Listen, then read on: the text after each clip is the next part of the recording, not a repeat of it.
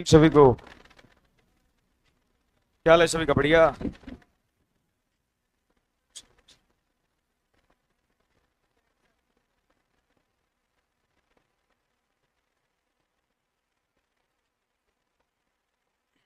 भाई बहन।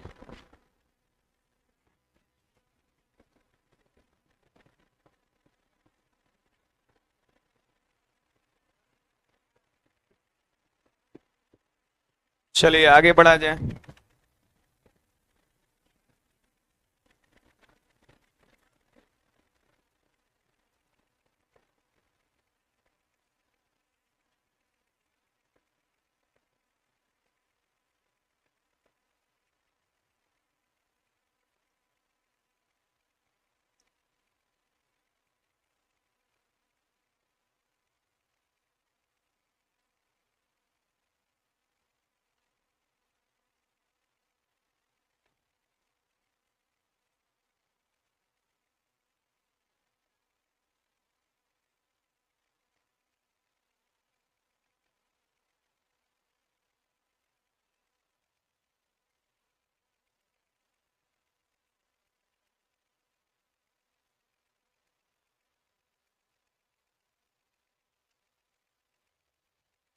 चलिए आगे बढ़ा जाए पिछले क्लास से आगे।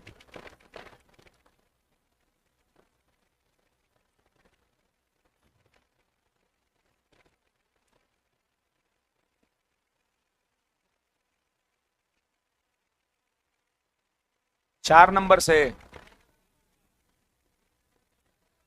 3 तो बनिए ना गया होगा।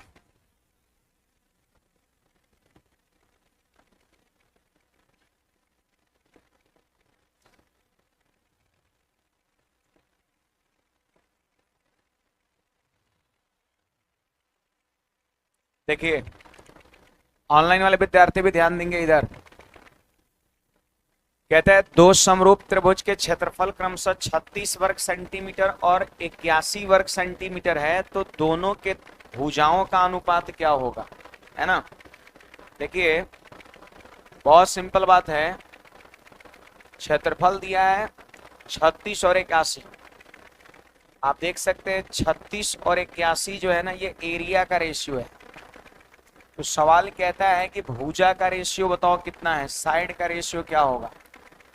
तो आपको मैंने पढ़ाया है कि जब दो समरूप त्रिभुज हो, समरूप त्रिभुज हो, तो क्षेत्रफल का अनुपात भुजा के स्क्वायर के अनुपात के बराबर होता है। याद है? नहीं तो अगर हम भुजा की बात करें तो क्षेत्रफल का वर्गमूल, बोलिए 36 का वर्गमूल 6, और फिर इसके बाद 81 का वर्गमूल 9 हो जाए, यानी 6 रेशियो 9 हो जाए। लेकिन ये आंसर नहीं होगा क्योंकि 3 से भी एक बार और कट रहा है।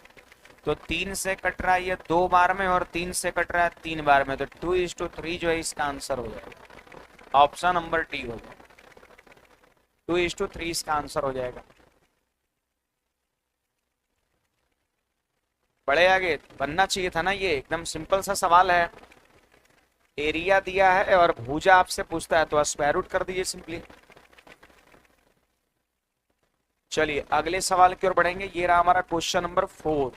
क्वेश्चन नंबर 4 आप सभी लोग ध्यान दीजिएगा।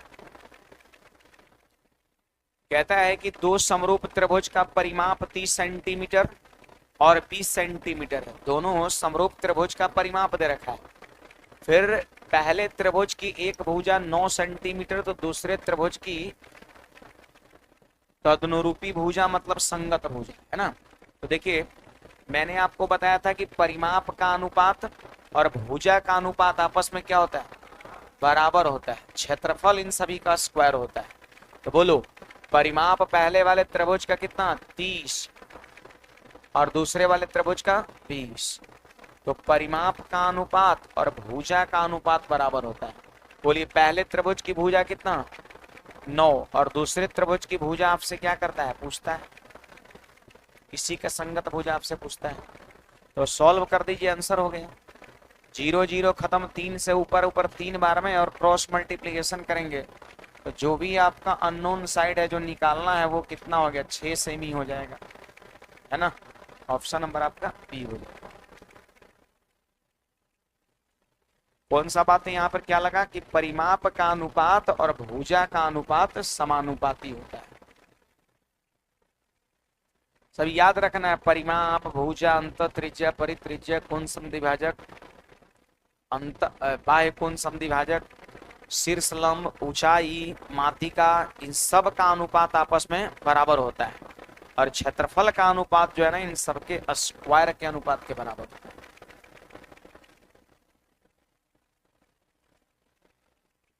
चलिए यहाँ पर सवाल संख्या 5 देखिए, आप सभी लोग ध्यान दीजिए। क्वेश्चन नंबर 5, क्वेश्चन नंबर 5 ध्यान दीजिए।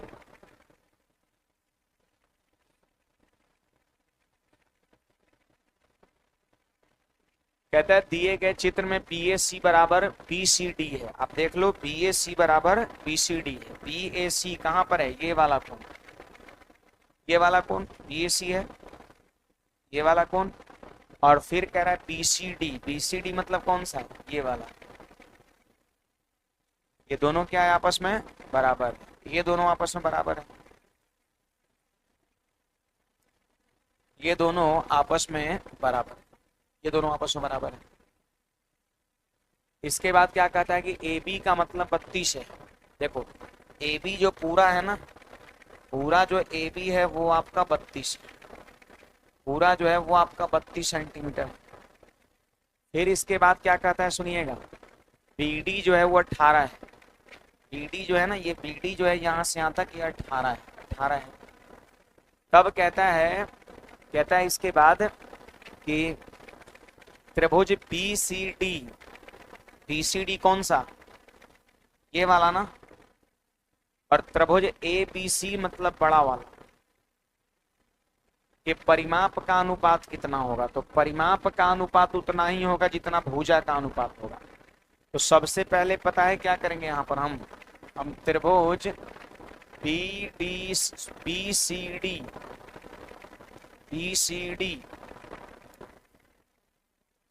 है कि नहीं बात, BCD या BDC कुछ भी कह सकते हैं, और त्रिभुज ABC, इन दोनों को हम पता है क्या करेंगे, समरूप करेंगे।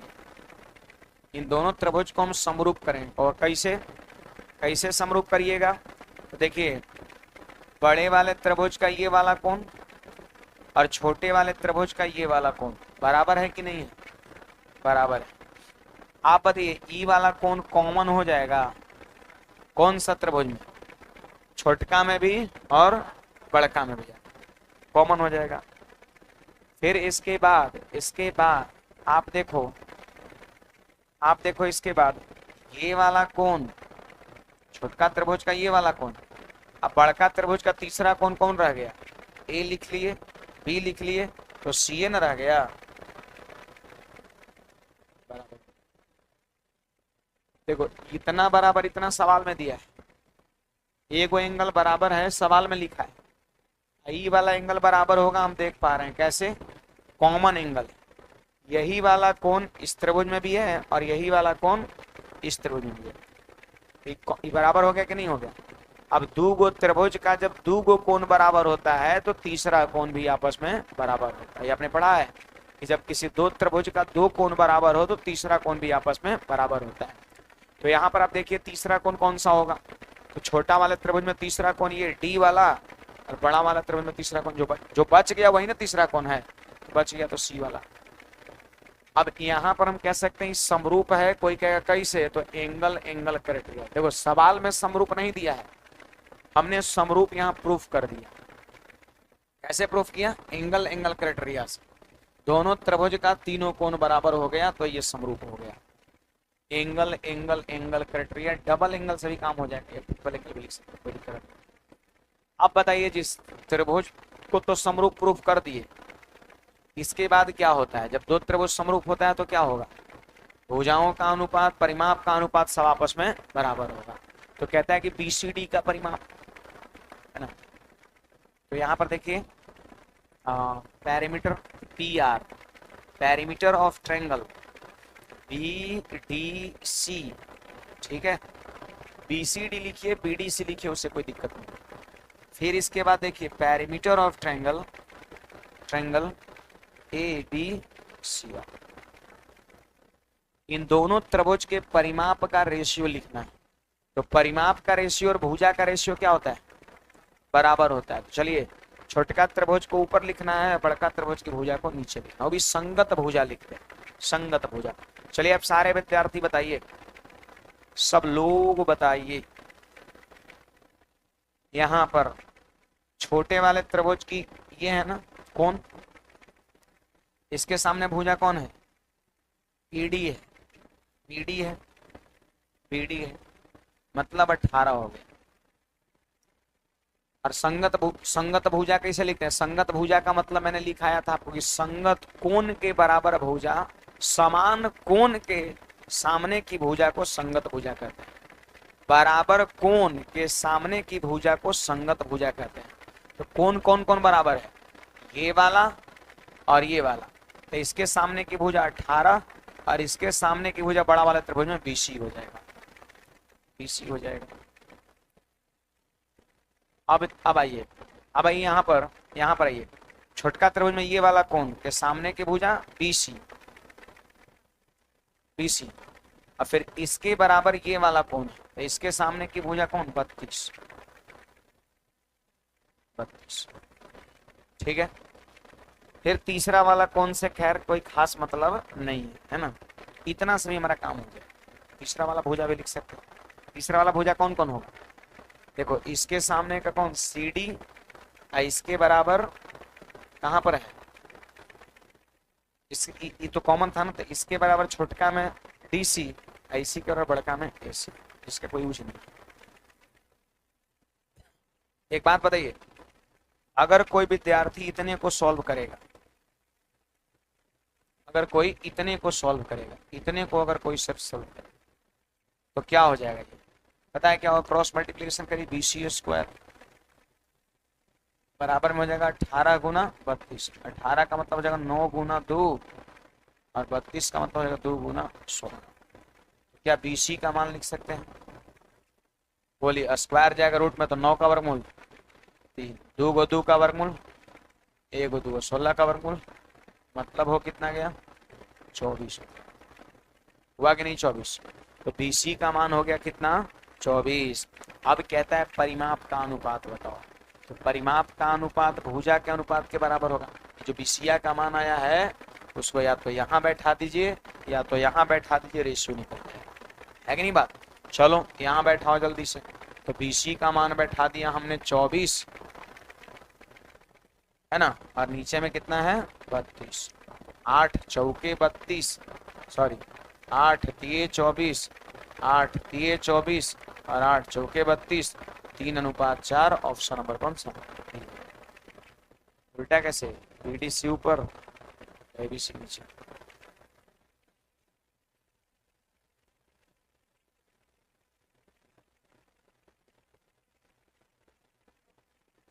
थोड़ा सीधा सवाल नहीं, इसमें थोड़ा सा मेहनत करना है आपको। छापिए जल्दी से, फिर से एक बार रिपीट कर दिया जाए। नोट करिए।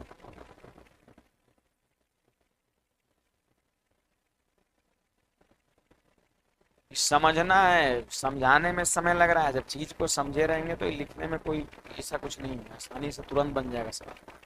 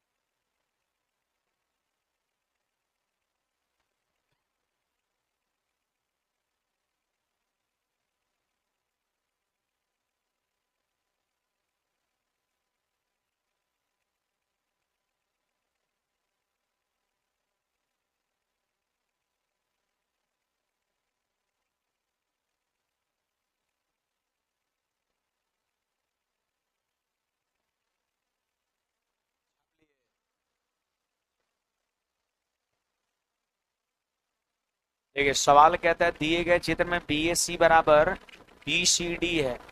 देखो ये वाला एंगल ए और ये वाला एंगल दोनों आपस में क्या है, ये दोनों सेम है, ये दोनों सेम है, बराबर है। सवाल कह रहा है आप बताइए क्या बी दोनों में कॉमन हो जाएगा, छोटे वाले त्रिभुज में और बड़े वाले त्रिभुज में कॉमन हो जाएगा। तो जैसे ही दो त्रिभुज का दो कोण बराबर हुआ, एक दिया है और कॉमन की वजह से दूसरा बराबर हुआ, तो एंगल एंगल क्राइटेरिया से आप समरूप कर सकते हैं, तीसरा कोण बराबर लिखने का जरूरत नहीं है। एंगल एंगल से ये दोनों सिमिलर हो गए। और आपने पढ़ा है कि जब दो ट्रायंगल सिमिलर होता है तो परिमाप का अनुपात और भुजा का अनुपात बराबर होता है। तो यहाँ पे लिख दिए परिमाप ऑफ पेरीमीटर ऑफ बीसीडी और यहाँ पेरीमीटर ऑफ एबीसी, यही पूछ भी रहा है। इधर भुजा का अनुपात लिखेंगे और जो आएगा वही आंसर हो जाएगा, क्योंकि जो भुजा का अनुपात वही परिमाप का अनुपात। लेकिन जब भुजा का रेशियो लिखने लगे तो यहाँ पूरा पूरा कहीं एक से नहीं आ रहा, ना इससे आ रहा ना इससे आ रहा है ना। देखिए अब संगत भुजा लिखना है तो संगत भुजा कैसे लिखते हैं, छोटका त्रिभुज में देखिए ई वाला कोण के सामने की भुजा कौन 18, इसके बराबर ये कोण था तो इसके सामने की भुजा बीसी, तो हो गया 18/20। फिर इसके बाद देखिएगा, फिर इसके बाद देखिए छोटका त्रिभुज में ये वाला कोण के सामने की भुजा बीसी और इसी के बराबर बड़ा वाला त्रिभुज में ये वाला कोण था, ये वाला तो इसके सामने की भुजा कौन 32 आपका पूरा ये भी, तो 20/32। अब हमें लगा कि रेशियो हम तब लिख सकते हैं जब हमारे पास बीसी का मान होगा, बीसी चाहिए तब ना रखेंगे तो लिखाएगा रेशियो। तो अगर इतने को हम सॉल्व कर देंगे तो बीसी नहीं निकल जाएगा, दोनों तो बराबर है ना है, इतने को सॉल्व कर देंगे तो बीसी निकल जाएगा। हमने किया 24 आया, अब दोनों में से किसी एक जगह बीसी का मान बैठा दो, परिमाप का रेशियो हो जाएगा 3:4। कुछ पूछना है बोलिएगा, आगे बढ़ते हैं। ये भी देखिए उसी तरह का सवाल है, ये भी जो है ना, ये भी जो है उसी तरह का सवाल है। आपके बुक में फोटो बना हुआ है ना, फोटो वही है, फोटो जो है ना इसका वही फोटो है। सवाल वैसा ही है, सवाल वैसा ही है। आप फोटो पहले बना लीजिए, थोड़ा मैं बना दे रहा हूँ।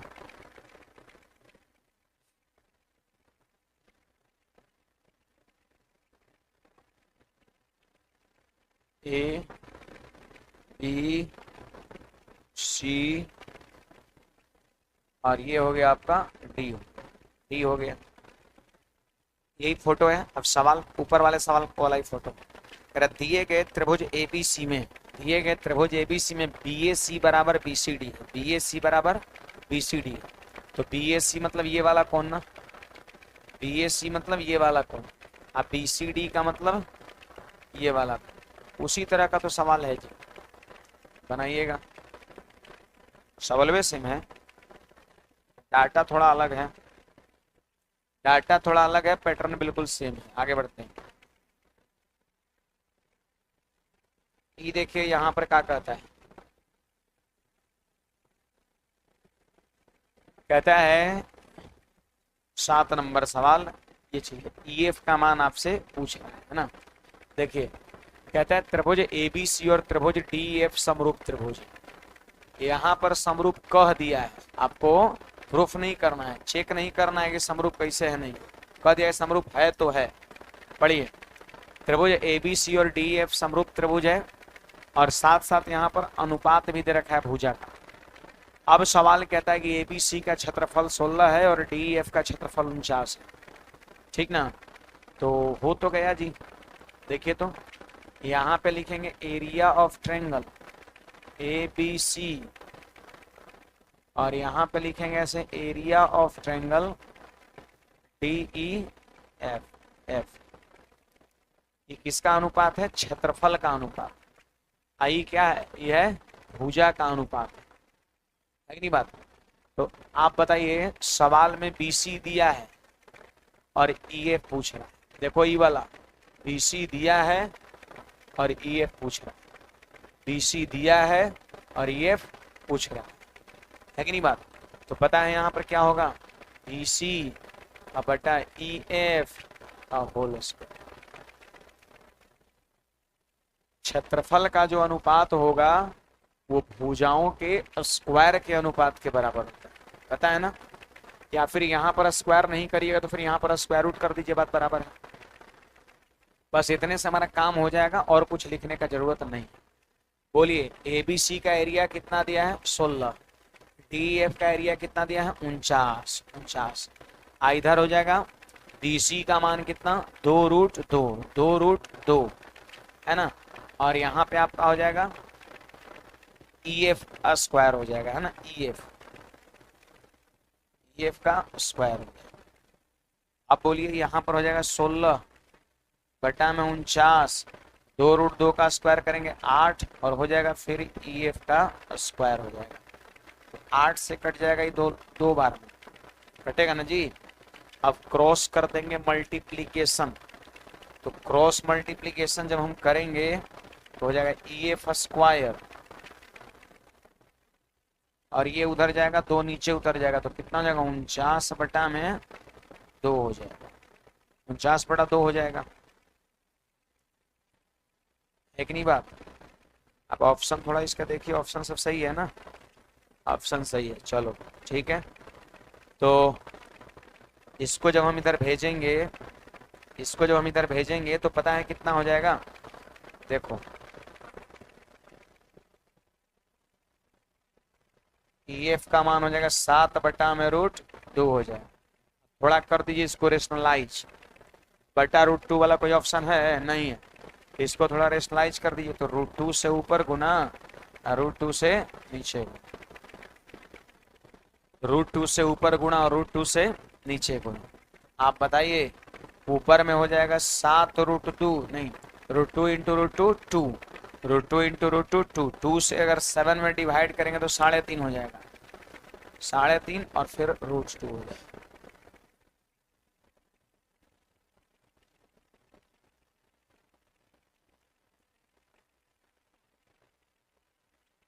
तो समरूप त्रिभुज के क्षेत्रफल का अनुपात भुजाओं के वर्ग के अनुपात के बराबर होता है।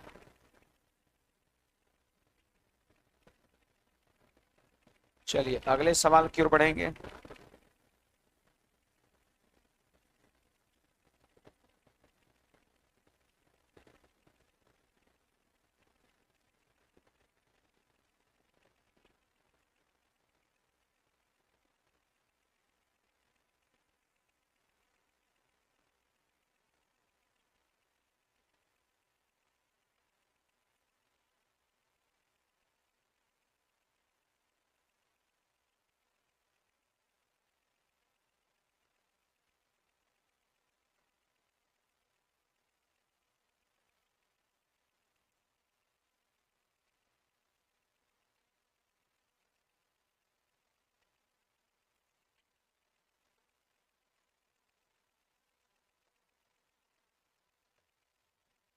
कुछ पूछना है इसमें किसी को, आगे बढ़ते हैं।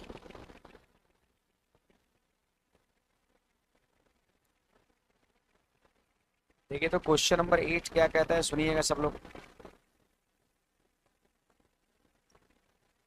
क्वेश्चन नंबर 8, क्वेश्चन नंबर 8 ध्यान दीजिए क्या कहता है। कहता है त्रिभुज एबीसी में AB और AC भुजाओं पर D और E इस प्रकार से हैं कि D BC के समांतर। पहले तो आप फोटो बना लो, देख लीजिए।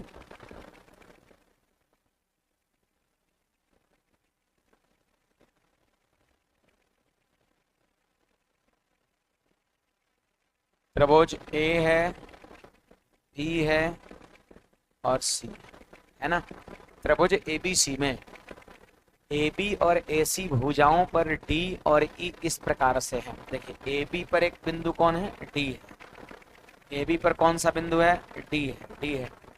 और AC पर कौन सा बिंदु है, E है, E है। अब कहता है कि D जो है ना, D जो है वो BC के पैरेलल, D जो है वो BC के पैरेलल, DE BC के पैरेलल, पैरेलल। अब यहाँ पर इसके बाद देखिएगा सब लोग, D जो है ना वो BC के पैरेलल है, D BC के पैरेलल है। अब सवाल में कहता है कि AD बटा BD 3:5 है। देखिए भाई ये कितना दिया है, 3:5 है। AD का रेशियो कितना है, 3 है। अब BD का रेशियो कितना है, 5 है। फिर सवाल में कहता है कि AC बराबर 4 सेंटीमीटर। देखिए पूरा ऊपर से नीचे तक AC बराबर कितना है, 4 सेंटीमीटर। तो सवाल कहता है AE का मान कितना होगा व्हाट। कौन सा प्रमेय लगेगा यहाँ पर, हेल्स प्रमेय लगेगा, है ना।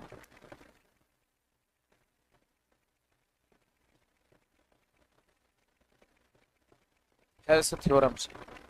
थेल्स प्रमेय पता है क्या कहता है, मैंने पढ़ाया आपको। थेल्स प्रमेय का मतलब होता है किसी त्रिभुज के एक भुजा के समांतर खींची गई रेखा, ठीक ना। किसी त्रिभुज के एक भुजा के समांतर खींची गई रेखा अन्य दो भुजाओं को समान अनुपात में बांटती है।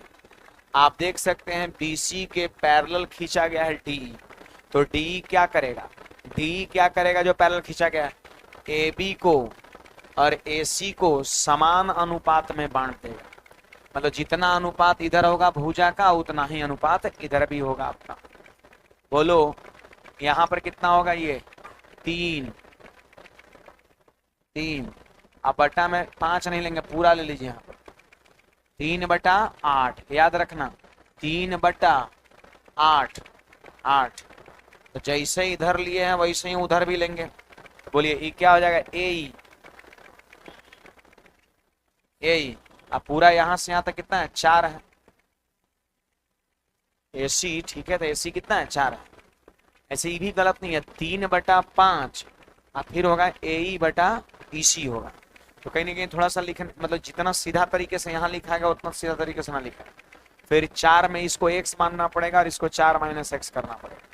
इसको x और इसको 4 - x, क्योंकि पूरा 4 है। तब लिखेंगे 3/5 बराबर x/4 - x।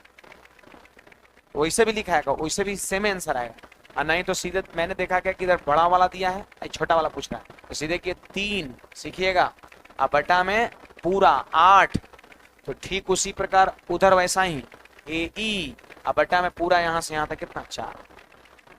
बोलिए 4 से क्या बार में, अब 3/2 को 1.5 बोलते हैं। तो AE का मान हो गया कितना, 1.5।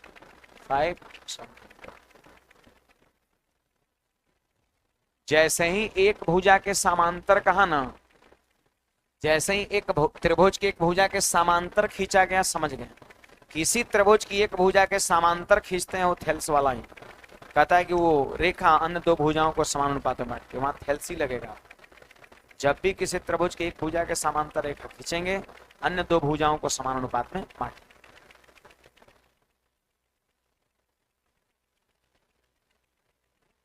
क्या जी, काट लाइए तो थोड़ा बगल में आइए।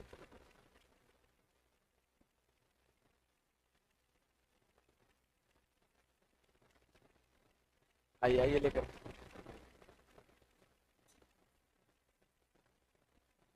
जल्दी छापिए।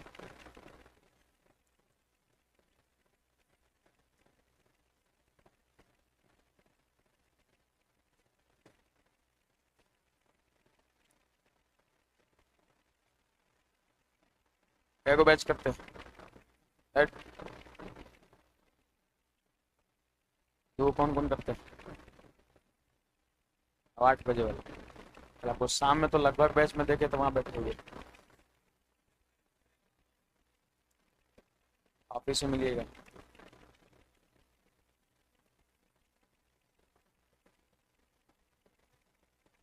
बड़े आगे घर पे पढ़ाई करिए ज्यादा। यहाँ कल हम देखें आपका नजर हमको पड़ा है ना। अब लगभग रात तक बैठल रह गए थे 4 बजे से। 4 बजे रीजनिंग पढ़ते हैं, 5 बजे से 8 बजे तक, 9 बजे तक ना। अब वही कहें कि शामों में सुबह है ना, गलत बात है। घर पे ज्यादा पढ़ाई करिए, है ना।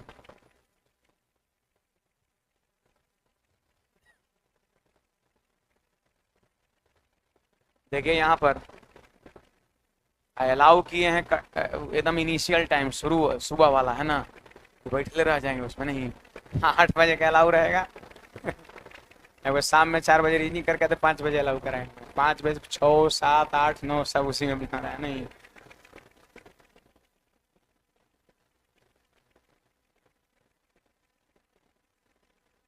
गलत बात है, घर पे पढ़ाई करिए, मैक्सिमम 2 बैच है ना, एक और नहीं तो फिर 2। आगे बढ़े, देखिए नेक्स्ट क्वेश्चन हमारा, और 2-4 को पर नजर हमको पड़ रहा है।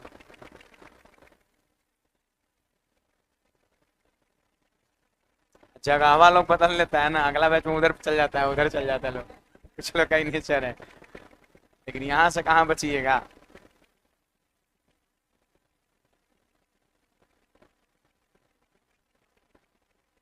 नहीं, घर आप ही के लिए कह रहे हैं ना, घर पे पढ़ाई करिए, ज्यादा सेल्फ स्टडी फायदेमंद होगा आपके लिए। देखिए ABCD एक वर्ग है, फिर कहता है वर्ग की भुजा BC को आधार मानते हुए, वर्ग की भुजा BC को आधार मानते हुए एक त्रिभुज QBC बनाया गया है, ठीक ना, QBC बनाया गया है। फिर कहता है कि भुजा AC को आधार मानते हुए एक त्रिभुज PAC बनाया गया है। इस प्रकार बनाया गया है कि QBC सिमिलर, सर्वांगसम कैसे, सर्वांगसम ऐसे जब बराबर का सिंबल रहेगा ऊपर में ही रहेगा तब, यही जो है वो सिमिलर है। तब कहता है कि QBC का क्षेत्रफल और PAC के क्षेत्रफल का अनुपात कितना होगा, आपसे यही चीजें पूछा जा रहा है ना, ध्यान दीजिए। पहले तो एक वर्ग बना लेना है, बनाइए।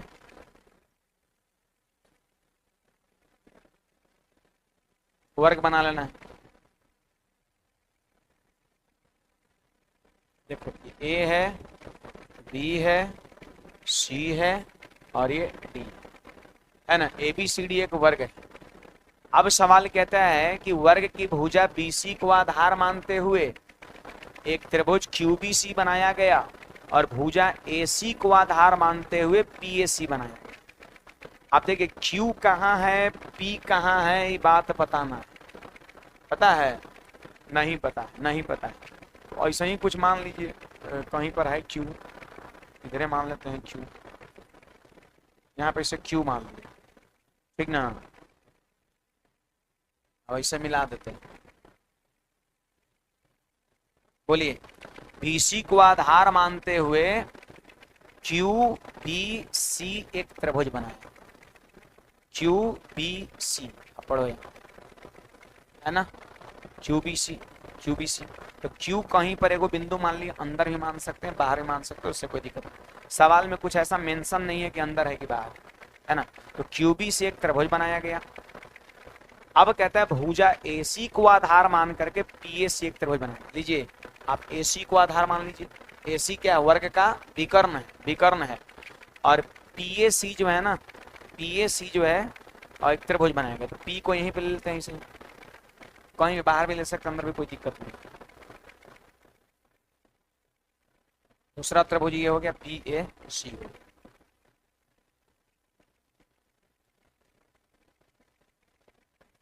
अब सवाल में ये भी कह दिया है कि QBC और PAC क्या है, समरूप है ना।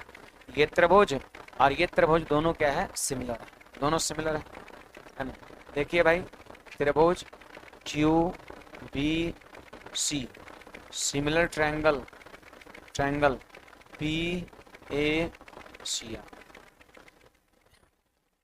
ये त्रिभुज और ये त्रिभुज दोनों क्या है, समरूप है। अब आप ही बताइए, आप सारे विद्यार्थी बताइए कि वर्ग है, वर्ग था कि नहीं, ABCD वर्ग था क्या, अभी भी है ना। तो आप बताइए, अगर इसकी भुजा A होगा, वर्ग की भुजा यदि A होगा तो क्या विकर्ण √2A होगा। वर्ग की भुजा यदि A होगा तो विकर्ण कितना होगा, √2A होगा। या फिर ये भी कह सकते हैं अगर ये 1 होगा तो √2 होगा। आप बताइए, आप ही बताइए कि जब दो त्रिभुज समरूप होता है, दो त्रिभुज समरूप होता है तो क्षेत्रफल का अनुपात, क्षेत्रफल का अनुपात संगत भुजाओं के वर्ग के अनुपात के बराबर नहीं होता है। तो QBC का भुजा कितना है, A और PAC का भुजा कितना है, √2A, √2A है। तो क्षेत्रफल का अनुपात भुजाओं के वर्ग के अनुपात के बराबर होता है ना। तो A से कटा यहाँ 1 बार में और A से √2 बार में, 1/√2 का स्क्वायर करेंगे तो 1/2 और 1/2 हमारा आंसर हो जाएगा, ऑप्शन नंबर C। बस त्रिभुज बना देना है, वो त्रिभुज कहीं भी हो सकता है, बाहर भी हो सकता है, अंदर भी हो सकता है, उससे कोई मतलब नहीं है। सवाल में कुछ मेंशन भी नहीं किया, सवाल में कुछ क्यू का डायरेक्शन भी नहीं बताया कि क्यू इधर है कि इधर है, तो कहीं भी आप बना, जब कुछ कॉपी नहीं किया तो हम कहीं भी कर सकते हैं।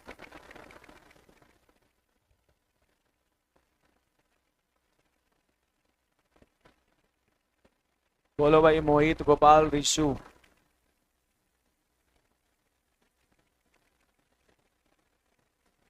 कोई समस्या है तो?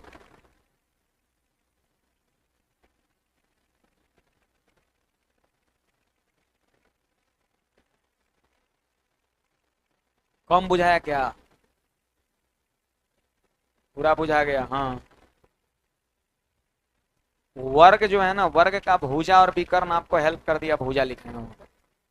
ए और √2 है, क्षेत्रफल का अनुपात भुजाओं के वर्ग के अनुपात के बराबर होता है, तो 1/√2 का स्क्वायर करेंगे 1/2 होता है।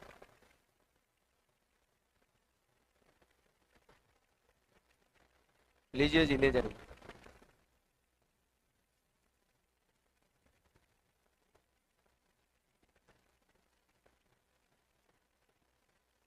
लेकिन ध्यान में रखना है, फिर कल पकड़ेंगे, वो दिखा दो।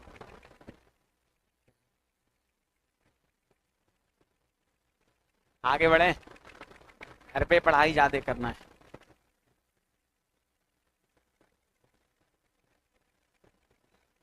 देखिए 10 नंबर क्या कहता है, सुनिएगा। 10 नंबर सवाल ध्यान दीजिए सब लोग। कोण ए बराबर डी है, ठीक ना। फिर कहता है A B by D equal to A C by D F. तो त्रिभुज ए बी सी और डी एफ किस मापदंड के अनुसार समान होंगे, है ना। मापदंड मतलब क्राइटेरिया, कौन सी क्राइटेरिया के अनुसार समान होंगे। तो देखिए दो गो भुजा क्या है, अनुपातिक। फोटो पहले बना लीजिए। देखिए ए बी सी और फिर है ये डी ई एफ। ए बराबर डी दिया, देखो ये वाला कोण और ये वाला कोण क्या दिया, बराबर बराबर। अब देखिए भुजा तनी मिलाइए तो ए बी बटा डी ई, देखिए ए बी बटा डी ई और ए सी बटा डी एफ। हमने क्या बोला, ए सी बटा डी एफ, है ना। डी एफ ए सी बटा डी एफ। तो बताइए क्या हो सकता है। देखो ई साइड और ई साइड अनुपातिक, ई वाला इधर वाला साइड, इधर वाला साइड अनुपातिक, दोनों साइडवा के बीच का कोण बराबर। क्या लिखेंगे, साइड। साइड के बाद आ जाएगा एंगल, तब आएगा साइड। क्राइटेरिया, मापदंड कहाँ गया, ए नंबर ऑप्शन। ये मतलब कुछ रटने की बात नहीं है, ये दिख रहा है। हाँ ये दिख रहा है एकदम बिल्कुल।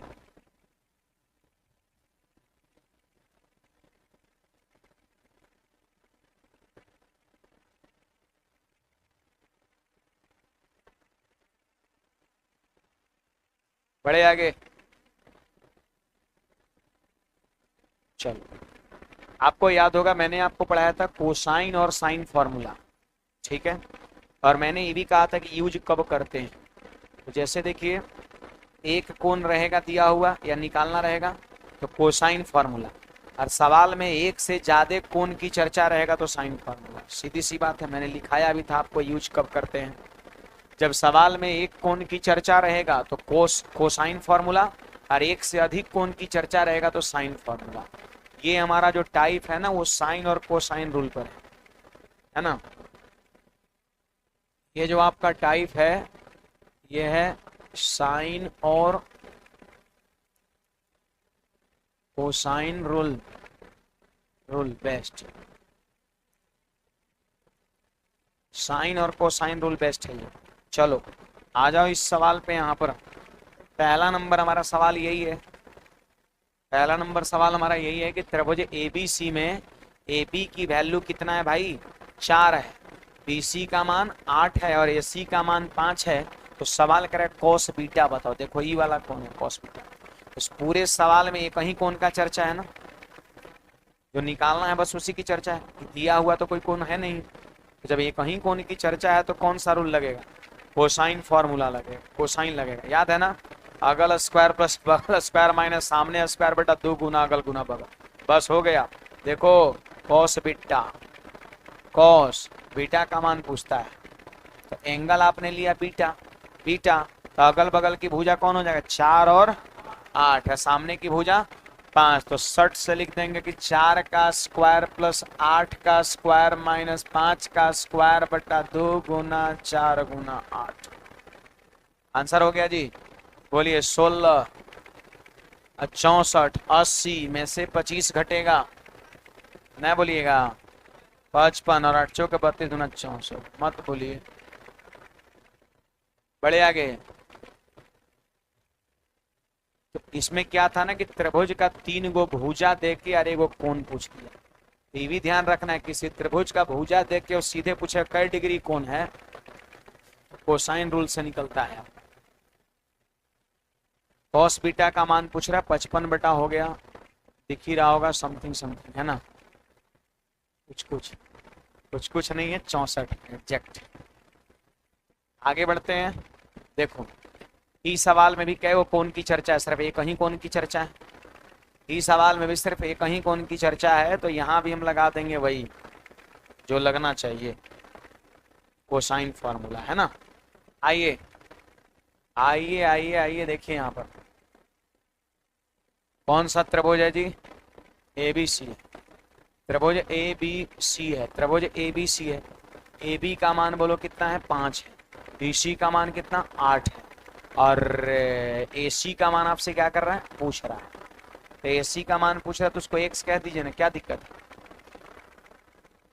है? AC का मान इसको x कह दीजिए। और ABC ये वाला एंगल कितना दिया है? 60 डिग्री दिया हुआ है।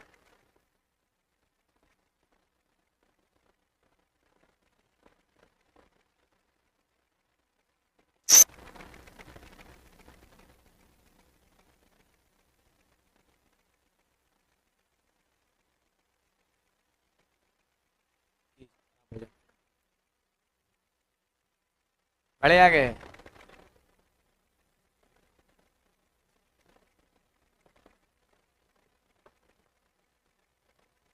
हाँ देखिए तो बताइए, एक एंगल की चर्चा है, कोसाइन फॉर्मूला लगेगा। बोलिए cos 60 का मान कितना होगा? अगल स्क्वायर प्लस बगल स्क्वायर, 8 का स्क्वायर प्लस 5 का स्क्वायर माइनस सामने का स्क्वायर और बटा में 2 गुना अगल गुना बगल। x का मान अब निकल जाएगा, कितना आ रहा है? सबसे पहले तो cos 60 का मान रखें, कितना होगा? √3/2 होगा। यस, √3/2 होगा, √3/2 होगा।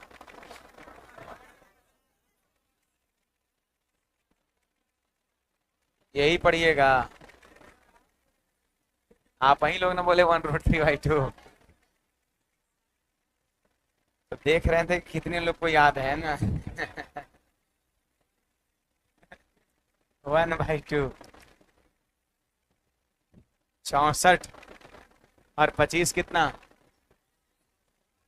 89, 89 माइनस का एक्स स्क्वायर। आप फिर देखिए 2 गुना 40 हो जाएगा, ऐसे जाएगा। 40 बराबर हो जाएगा 89 माइनस एक्स स्क्वायर।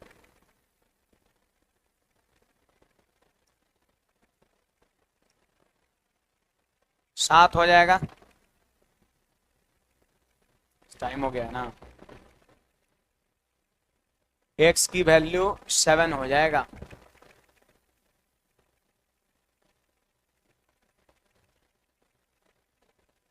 तो कोसाइन फॉर्मूला का ये जो सवाल है ना, देखिए ई वाला है, रुके रुके, टाइप 5 में जानते आधा जो हो जाता है वो वाला सवाल है, वो नहीं लास्ट में थ्योरी बताए थे कि अंतः कोण का समद्विभाजक बाह्य कोण का समद्विभाजक द्वारा बना कोण तीसरे कोण का आधा होता है, वो वाला पर आपका ई वाला टाइप है। तो टाइप 5 तक जो है ना, देखिए बहुत सारा सवाल है, आप सब लोग देखो टाइप 6 में थेल्स प्रमेय है और मिड पॉइंट थ्योरम वाला है आपका। तो टाइप 6 तक सब लोग बना के आइएगा मंडे को। कल क्लास आपका एडवांस का नहीं, कल दूसरा बैच चलेगा 3-4 घंटा, है ना? आपको आना है मंडे।